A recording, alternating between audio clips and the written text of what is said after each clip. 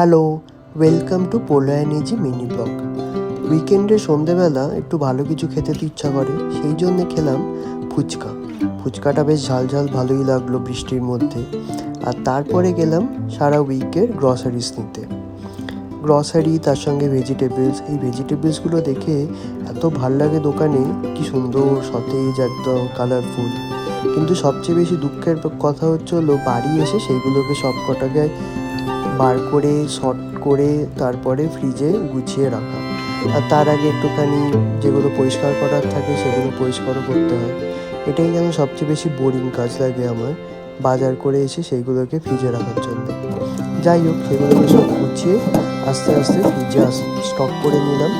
উইকে অনেক কিছু রান্না করার প্ল্যান আছে, দেখা যাক কতটা কী করা যায়। আর তারপরে রাত্রিবেলার জন্যে খেলাম 99 ধোসা। এইভাবেই আমার উইকেন্ড শেষ হলো।